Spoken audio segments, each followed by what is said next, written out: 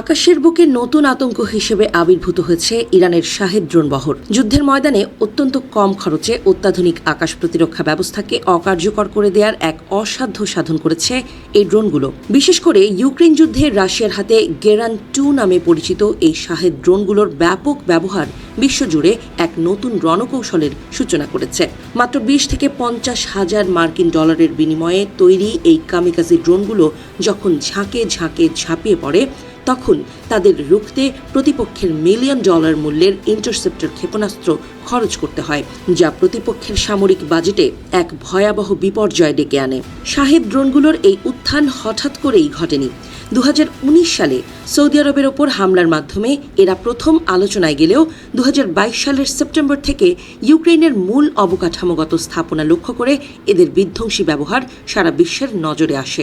এই ড্রোনগুলো মূলত সহজলভ্য বাণিজ্যিক যন্ত্রাংশ, ফাইবার গ্লাস বডি এবং সাধারণ ইঞ্জিনের সমন্বয়ে তৈরি, যা এদের দ্রুত এবং বিপুল পরিমাণে উৎপাদন নিশ্চিত করে।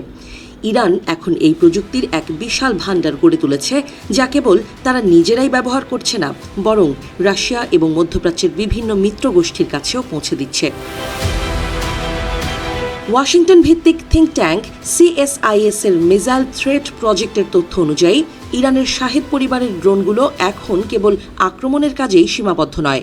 গোয়েন্দা নজরদারি থেকে শুরু করে নিখুঁত নিশানায় আঘাত হানার সক্ষমতা, সব দিক দিয়েই এরা অত্যন্ত পারদর্শী। শাহেদ 131, 136, 101 থেকে শুরু করে জেট চালিত অত্যাধুনিক শাহেদ 238 পর্যন্ত প্রতিটি সংস্করণই যেন যুদ্ধের ময়দানে ভিন্ন ভিন্ন চ্যালেঞ্জ তৈরি করছে। এদের মধ্যে গতি এবং দূরত্বের বিচারে শাহেদ 238 এর মতো দ্রুতগতির সংস্করণগুলো বর্তমান সময়ের আকাশ প্রতিরক্ষা ব্যবস্থাকে চরম চাপের মুখে ফেলেছে। শাহেদ সিরিজের ড্রোনগুলো কেবল একমুখী কামিকাজি মিশনের মধ্যেই সীমাবদ্ধ নেই। ইরানের বিপ্লবী গার্ড বাহিনী বা IRGC এখন এদের ব্যবহারের ক্ষেত্রে বৈচিত্র্য এনেছে। শাহেদ 107 বা শাহেদ 141 এর মতো নতুন নতুন সংস্করণগুলো ইউক্রেন সহ বিভিন্ন রণক্ষেত্রে প্রতিনিয়ত দেখা যাচ্ছে, যা যুদ্ধের সমীকরণকে একেবারেই বদলে দিচ্ছে। বিশেষ করে যুক্তরাষ্ট্রের RQ-170 সেন্টিনেল ড্রোন থেকে অনুপ্রাণিত হয়ে তৈরি শাহেদ 141 এর মতো ডানাওয়ালা ড্রোনগুলো শত্রু শিবিরে গভীর আতঙ্ক ছড়িয়ে দিয়েছে। কামিকাজে ড্রোনগুলোর পাশাপাশি ইরান বেশ কিছু পুনরায় ব্যবহারযোগ্য ড্রোন বা UCAV তৈরি করেছে, যা যুদ্ধের ময়দানে দীর্ঘক্ষণ টিকে থেকে লক্ষ্যবস্তুতে আঘাত হানতে পারে। শাহেদ 161, 191 এবং 171 এর মতো জেট চালিত ড্রোনগুলো রাডারকে ফাঁকি দেওয়ার অনন্য ক্ষমতা রাখে।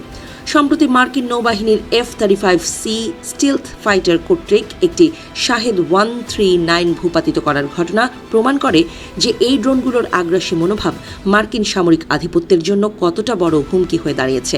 গোয়েন্দা তথ্য সংগ্রহের ক্ষেত্রেও শাহেদ পরিবার অনন্য উচ্চতায় পৌঁছেছে।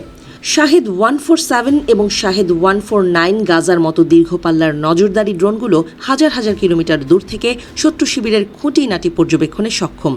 বিশেষ করে শাহেদ 149 গাজা অনেকটা মার্কিন MQ-9 রিপার ড্রোনকে টেক্কা দেওয়ার ক্ষমতা রাখে, যা ইরানের প্রযুক্তিগত উৎকর্ষের এক বড় প্রমাণ। এই ড্রোনগুলো দীর্ঘ সময় আকাশে ভেসে থেকে নিখুঁত তথ্য প্রদানের মাধ্যমে যুদ্ধের মোড় ঘুরিয়ে দেওয়ার সক্ষমতা রাখে।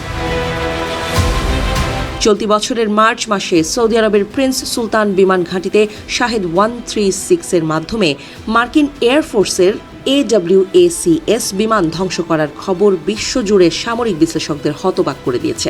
এই একটি ঘটনা পরিষ্কার করে দিয়েছে যে শাহেদ ড্রোনগুলো এখন আর কেবল পরীক্ষামূলক অস্ত্র নয়, বরং আধুনিক যুদ্ধের মোড় ঘুরিয়ে দেওয়ার মতো বড় এক শক্তিশালী অস্ত্র।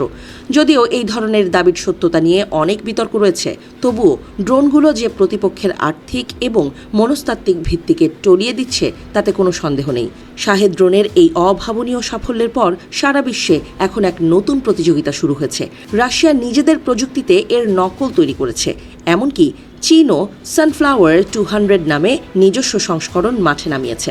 এমনকি যুক্তরাষ্ট্র শাহেদ 136 এর প্রযুক্তি বিশ্লেষণ করে লুকাস বা LUCAS সিস্টেম তৈরি করতে বাধ্য হয়েছে।